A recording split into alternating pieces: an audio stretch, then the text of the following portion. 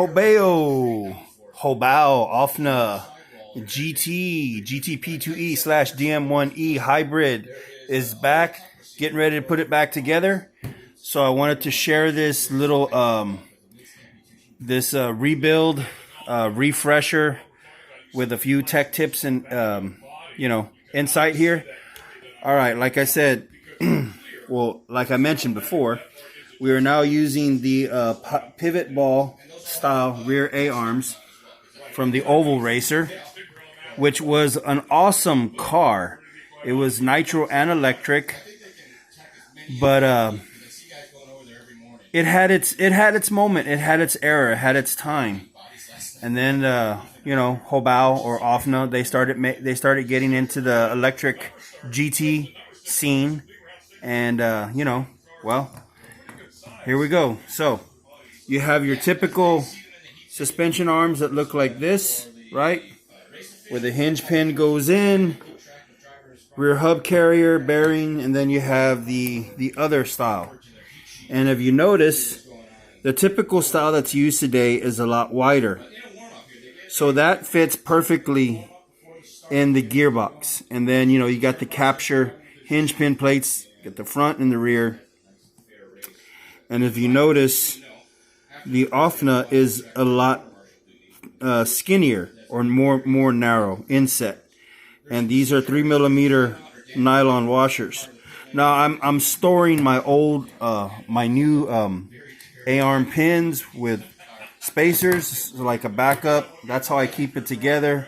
I just put a rod through there, and then my front ones in my toolbox, my uppers and lowers as well. And then I keep all my little C-clips. That's how I keep my C-clips without losing them. So if you want to try to, increase your wheelbase, which is basically axle to axle. Track width is from left to right. Wheelbase is front to back, back to front, axle to axle. Like I mentioned before, I put a wheel spacer here and here. So this style allows me to go all the way forward, 325, at 3mm, 325.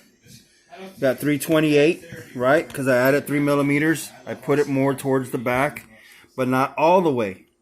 So if you look at it from top to bottom, you see how the drive shafts are kind of going back a little. Well, when it was 325, right, and the A-arms are all the way forward, the CV axle was straight. So now it's like 3mm back. So this A-arm can be adjusted. The wheelbase can be adjusted. Right? Okay. Got my my gasket sealer is dry. There's the bottom. So we're going to put this on, going to get it screwed in, and then we'll continue this video. And minimal grease, synthetic grease for the new pinion. For the new pinion and crown gear. And I've already rotated it. Remember, I'm using 0.3mm shims. I'm using 2 of them. And that's to get perfect mesh. And those shims are on the inside. So I put the pinion in, right? Excuse me. I put the shims on the pinion gear, and then I put the pinion gear in, right? And then I put the lightweight cup, drive cup, axle, drive shaft cup on, and therefore there's no slop. There's no, this thing doesn't move back and forth. So therefore, moving the pinion gear 0.6 millimeters inside the gearbox to hit the. Now, without the shims, it's gonna have a little bit more backlash. So right here, it's perfect backlash, because it's not gonna be like without backlash. Everything has to have a little backlash. But that's how, just like you see a lot of people where they put shims on the diffs, so that way, they put shims on the diff, so that way they can move the diff either this way or this way to hit the pinion gear, vice versa. Well, in this case, I put shims on the inside of the pinion gear, right? So that way it will be more down that way. I didn't have to shim my diff left or right. So that's usually, I think, for the aluminum gearboxes. They're a little bit more tighter tolerance. And as seen before, a lot of GT guys or speedrun guys, they're doing it that way. Hold on, let me get this diff on. Let me get this rear end on real quick. All right, got it all in, right? Use the weight of the car to hold the diff in place. That way I can videotape or record this. And I should be using my quarter drive DeWalt socket, but I'm just hand tightening them in. And remember that little gasket, that thin layer of gasket maker also kind of goes in the holes in the diff case, and it really helps seal the threads, so that way they don't strip. And if they are starting to strip, because these diff cases are plastic, it gets a better grip, so you can really torque down these screws and hold that rear diff case in place a lot better with a firmer torquing down of the screws. And these things give off such rowdy sparks, I'm telling you. There's nothing like a titanium screw versus a steel screw. Oh man, let me tell you. All right, let me get this tightened down real quick. Put the camera down and turn it over and put in the titanium machine screws on the new excuse me, custom 2x3 millimeter thick carbon fiber chassis brace bracket to the rear diff that I made. And voila, nice and super torqued down, nice and tight, nice and flush, recessed in. Look at all those layers of carbon fiber. What it takes, right? What it takes. All right. Doing what I did by adding this light gray gasket maker also allows the detail to show through to the carbon fiber bracing that I made. And yes, there was a Dremel involved. I marked it. I made the cuts perfect, drilled the holes. I had to basically put it together. I added the little 3-piece on top first. I put in some screws. They are screwed in nice and tight. And then I got my Dremel and I smooth flush cut them. I basically flush cut them with the carbon fiber. And now this will go on nice and good. I will put my machine screws in, and like I said, that gasket maker will fall in on the threads and always helps make it more nice and tight for a good torquing. You guys, what do you like to listen to when you're doing RC? Put on your music, put in some earbuds. Well, I like to watch on-road, anything on-road. I watch GT Nitro and electric on-road racing. I've been watching all the last races that are following up in the year right now. I watch Nitro and electric GT. Most of the guys usually run both classes. And some of those guys that are running for the World Championship right now, they run in the IFMR or Roar, but this is the Infinity Championship Series. So this is what I put on and listen to while I'm doing RC, while I'm tinkering. I love to tinker. God, I love tinkering, man.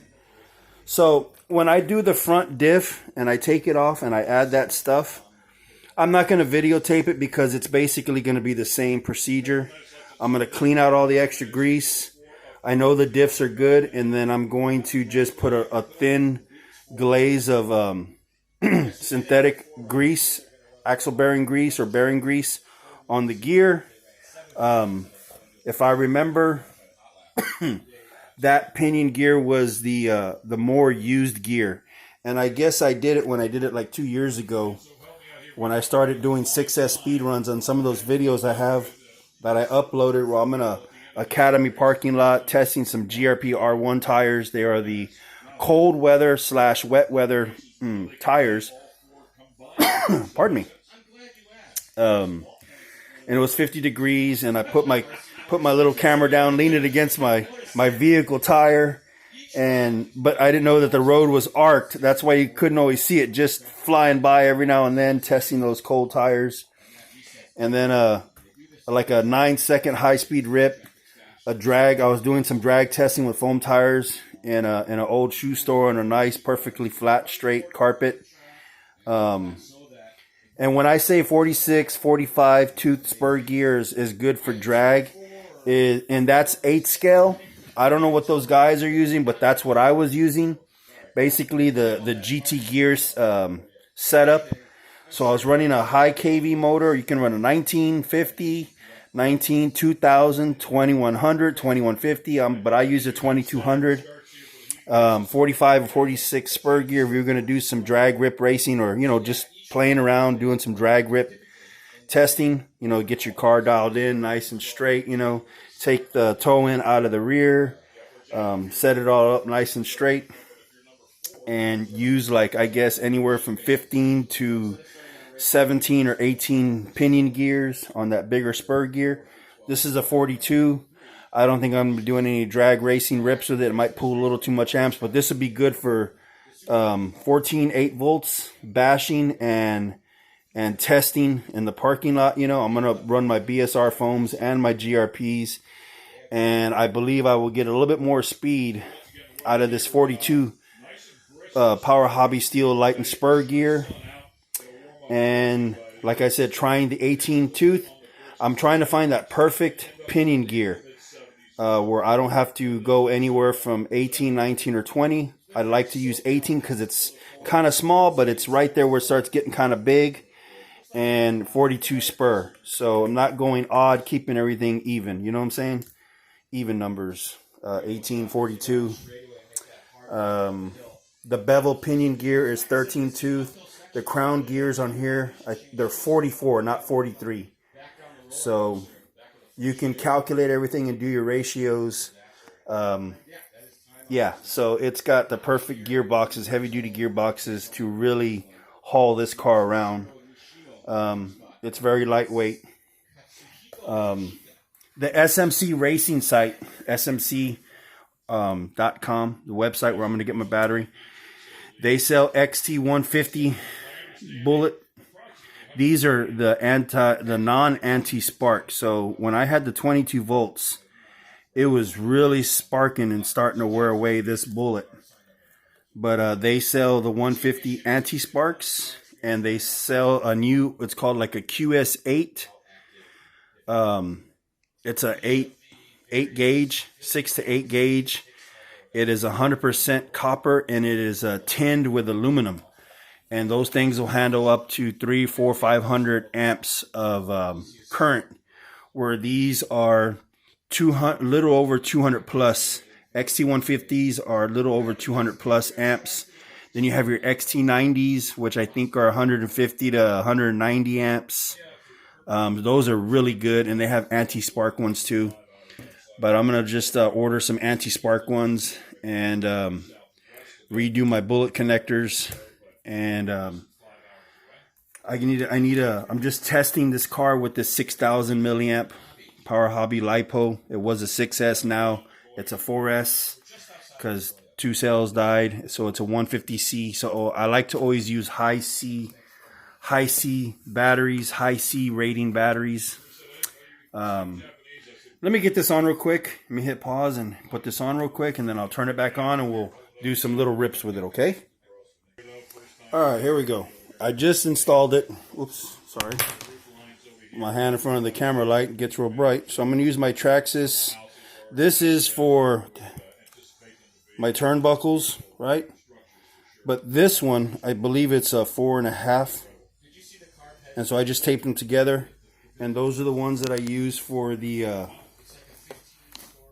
center braces. So what I do is, see how easy it moves? Got a little bit of flex. So I got it installed. and I look at the threads. And as the threads come out more, it's going to add a little bit more tension to the chassis. Forgot which way I'm going here. But I just put it where the rod is nice and tight, but not overkill.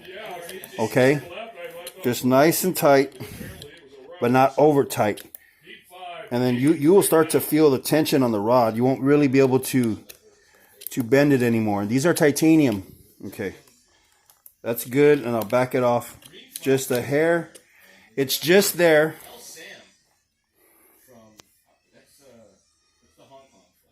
Like I said, it's just there for chassis brace. 4 to 4.5 millimeter thick chassis don't really flex, but it can. It can. Under severe load, it will flex. Okay? So, now that is seen a lot better. Alright, let me get it plugged in and do a little